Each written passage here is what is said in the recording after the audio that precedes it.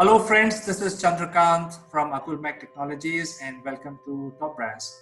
And let me also welcome my friend from UK, Mr. Neville Bond.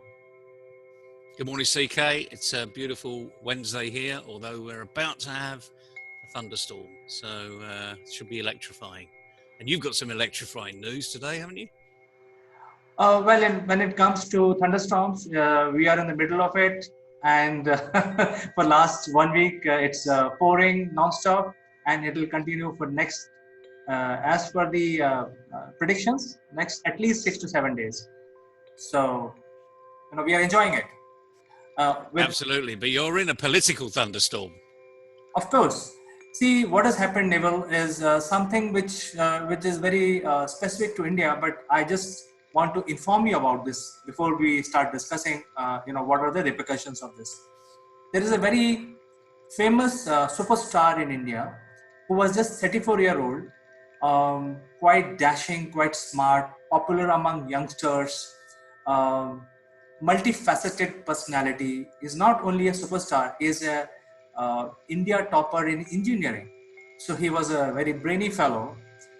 He invested with NASA and he bought a land on the moon. He started a lot of scholarship programs for youngsters. He wanted to, apart from being acting, because obviously he's doing acting to make money, and he was making a lot of money.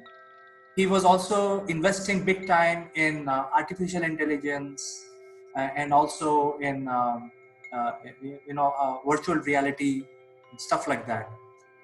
He was a very person who had a lot of big dreams. So this is all known because he was very popular on Twitter and social media, working with the masses. He had a mass appeal. 2 months back, we heard that he committed suicide by hanging himself from the ceiling fan. Oh, I remember it. Yeah. Right. Yeah, I remember that well.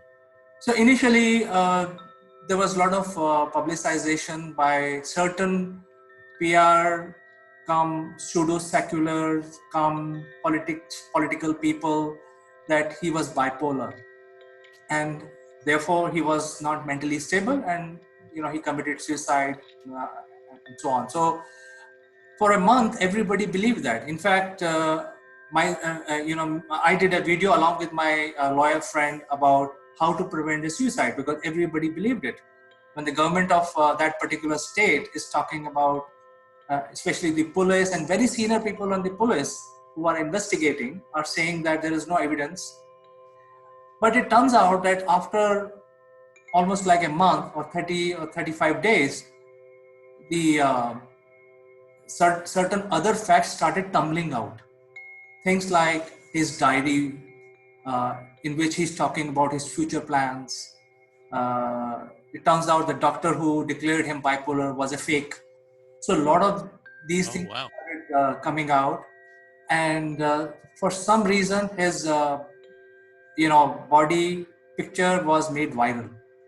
And then a lot of people started analyzing the body, and they like, get your mark, and what are the injuries and all that. And it turns out that a lot of people, specialists, not only from India, but even outside India, even from United States, non-Indians, they started analyzing these pictures, and they started saying, it doesn't look like a suicide at all.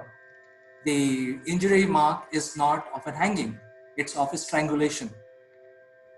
And after that, and a lot of Indian experts, forensic experts who are probably retired or in different police forces across different states, started voicing their concern. So ideally, the state government should have ordered a separate inquiry, because, as a citizen, I feel that the state government or any government in India is elected by people. So their job is to represent people.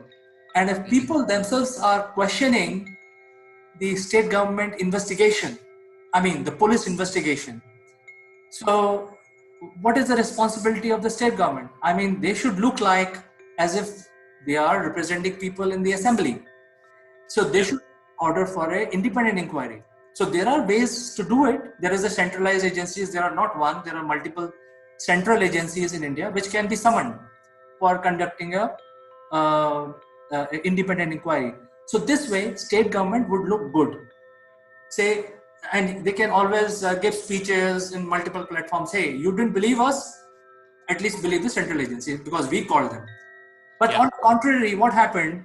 They blocked all central agencies. They tried to block the media, and they blocked investigation done by other states into this state as well. And finally, this whole murky business reached the Supreme Court. And today, after 2 months of long legal battle, and why I'm saying that it's a legal battle, it's not people versus the government, it's the governments of two states fighting with each other. Because this person who died belonged to another state, Okay.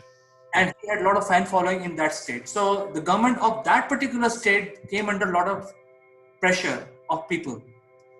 So they actually approached the court, the highest court of India, and now from today, the central agencies have been summoned by the court, and they will do the investigation. So it's a big deal. Wow. It is a big. It's a huge deal. Yeah. And a huge deal. All starting from something that clearly someone wanted to cover up. I mean, let's face it, from what you're saying to me, and you're in the know, this is a massive, massive cover up. Well, I have not given you any names. I have not told you even the state names. I have not given you. I know.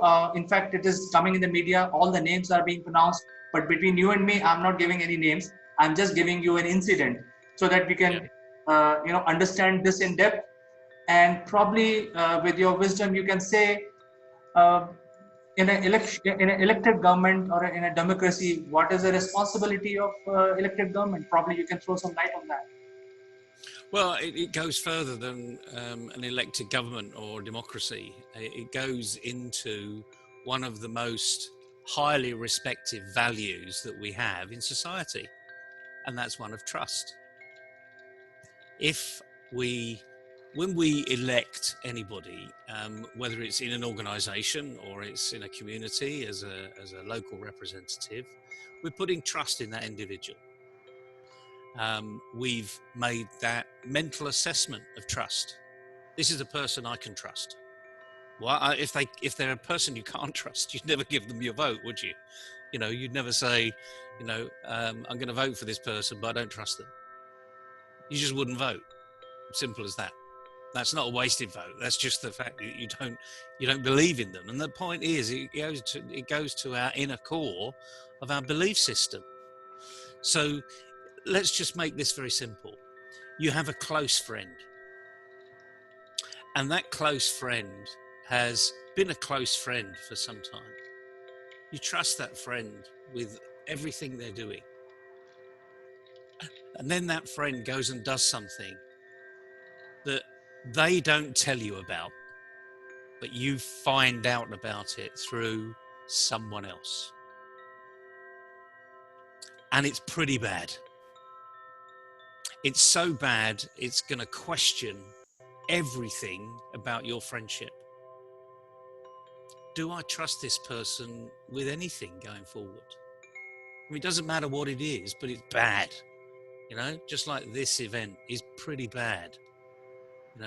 Saying that someone's committed suicide, advising everyone that, that's what happens to these famous people. They live on highs and they live on lows. I mean, we see it around the world. I mean, actors in particular are prone to this type of arena because they do have massive highs. But when nothing is going for them, there's no adrenaline rush. You can only imagine the lows that they go to. And some people do go into depression. They start heavily drinking, they go into drugs. And all of this discussion is going on around the fact that someone quite famous, quite young, long future ahead of them, has committed suicide. I didn't know this person, really. I read it in the newspaper and I saw it on the international media. And I remember it was on BBC News. I mean, this was big news. And now you're finding out that it's not true. This whole person's life has been castigated by a lie, and that lie is now unfolding. So it's hitting everyone, not just Indians, but it would hit me too. I would turn around and say, do I really trust these people who are making decisions? What other decisions have they made recently that I now bring into question? And it's this whole one issue of trust. Sorry, I'm interrupting you. What you were going to say? No, I was just saying that, this is not the first issue in last 8 months. This is second cover up the state government has done. There was a lynching incident which has been covered up, and even that has gone to the highest court of India, which is Supreme Court, and it is awaiting judgment. So this is second one in very close proximity in terms of just few months. So I think. But it would. I mean, it would bring into. I mean, even a good friend of yourself, you would bring into question your own judgment. Because we do judge people. Let's face it. But if you've got a really good friend of ours, and you then find out that really good friend has done something that actually is immoral, illegal, whatever, and it brings into question all of the other decisions you've made, not they've made, but you've made. And obviously the more popular the individual, the more people are going to feel it. And the last thing you want is literally, this is what social unrest is all about. It's the effect of one thing happening that has a massive impact across the community. We've seen it in America with Black Lives Matter, that brought to the forefront by what appears to be the innocent killing of an individual by the police. And it brings into question then everything else that these people are doing. So we just need to take a step back here and think about this one value that we have. Values are very personal, but communities have a value, and it's this value called trust. So it's been undermined, and the point is, you can lose it, and if you don't do certain things, you'll never recover it. We all make mistakes, but like anything else, if you make one lie and another lie to cover up that lie, and then another lie to cover up that lie, and then another lie to cover up the consequences of that lie, all of a sudden you've lost reality. Your life is just a perception. You're constantly living this lie. So I think we can learn lots of lessons from this. So on this subject alone, I would like to say that, I feel that the state government is foolish, because in today's environment, all these evidences which are coming out, because you have cremated the body, you have destroyed the evidence, and you have declared the person deceased as a suicidal case. You did not even file a police complaint because it's an accidental death. But, he had a lot of neighbors, and he had a lot of friends. So the incident has been captured by mobile from different angles when the body has been taken out and all that. So all that is coming out. So what on earth the state government was thinking that they can hide it? Because even if you cremate the body thinking that the evidence is destroyed, but it really doesn't, because there is Wi-Fi data. You can, in today's world, even if multiple people enter this guy's house, their mobile will be tracked, their Wi-Fi will be tracked. So if you want to do investigation, you can always catch the criminal. And if you just catch one fish, all the fishes will be caught. It's a matter of time. Once you catch one fish, you catch the whole school. Yeah, the thing is, there is, unlike 20, 30 years ago, pre-internet, pre-smartphones, everyone being a journalist. We're all journalists. Everyone, if you see a tussle in the street, people don't call the emergency number anymore. They get their mobile phone out and start videoing it and stream it live. And this is the reality that we're working within, you know. And that's not to say, you know, you need to be really careful about what you do. Be who you are. I mean, that's who you need to be. And if that is merit worthy on the internet, you know, then people will do it. You tend to find that the things that go viral on the internet are mostly the bad things. Sometimes we see some good Samaritan stuff that goes viral, you know, but that's just the nature of human beings. I'd like to see more of the good stuff going viral. No, but one thing I like to say that, you know, they try to destroy the evidence by even destroying the CCTV camera footage. But the next building had the CCTV camera. They never thought about it. So how many things you can cover up? You know, but that's my whole point is you start to tell a lie, a little lie, that grows into a bigger and a bigger and a bigger one, and then actually you lose sight of which one you're working with. If you always tell the truth, you've never told a lie. You know, your brain actually is only if you've forgotten things, you've actually physically forgotten it. You've not decided to put it in the back of your mind and lie about it. You've just forgotten it. So it's a message to us all, really, here. You know, and I'm not saying, you know, everyone tells little white lies. They do. You know, it's just a human nature. But this one has got massive repercussions. And the bigger the issue, the worse the consequence, as we all know. It's common sense, really. But again, going back to these elected officials, how deep is the cancer? Oh, it's very deep. I don't want. Exactly. You know, that's the problem. You know, it's just the question that we all start to ask: how deep is it? And the interesting thing is, that's one local government. Are the other local governments watching? Are they thinking about, oh yes, we've got to be really careful here, or actually saying we're never going to do that? You know, and they've all got policies. You know, they've got fantastic policies of being honest, truthful.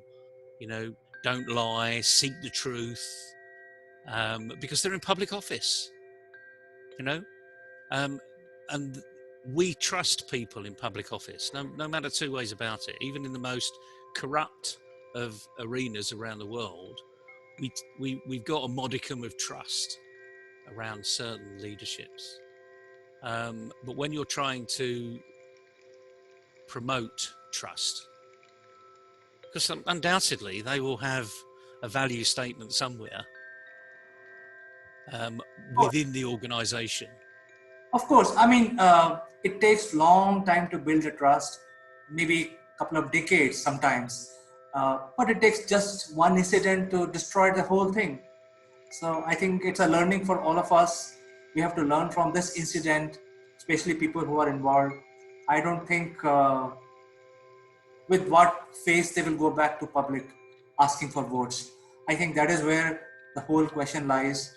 And, you know, public servants should never lose trust of people. It's a difficult arena. I mean, I would never run for public office anywhere. We've all got skeletons in our cupboards, and that's not the reason I wouldn't run for public office. The reason I wouldn't run for public office is, if I were to do it, it would have to be 100%. I couldn't. I mean, even in the UK, you can be a member of parliament, you know, a local politician, and you can have another job. My view is, if someone's paying for my commitment in this arena, they're paying for me, period. And I take a sabbatical from everything I'm doing. And if that sabbatical is 1 year, 3 years, 4 years, or 5 years, then it's a sabbatical. But I have to be committed to that one thing. As you've heard me often say, commitment is an on-off switch. It's not a dimmer. So if you're an entrepreneur, for instance, you're living and breathing being an entrepreneur. That doesn't mean to say you have to be committed to one company, okay? But that's not in the public arena. You can have multiple companies, but each of those companies know the level of commitment you can give. So you might say, well, I've got 5 days a week. That means I can support 10 companies. So that's morning, afternoon, etc., etc. If that's the way you do it, that's fine. But in public office, you're a public servant. And a public servant is just that, a public servant. We all can take a massive lesson from this, from a very sad and unhappy event that I'm glad that his family and friends are getting closure, because I bet they didn't believe it in initially, but all the evidence was stacked up against them. Yeah, so the family approached, they never believed in the suicide theory. So they approached the legal system, and based on their effort, we are seeing that the central agency is getting involved. So I think the investigation will now start. It is not, nothing has happened in the last 2 months. So. Well, the good thing is the justice system is intact. It may have had a bit of a wobble for a couple of months, one hell of a wobble, but the justice system is intact. So that's what our belief can still be in that system. We can still trust in something that's above everybody else, which is great. So there's a real positive to come out of this. Yes. And hopefully we can all learn the lessons.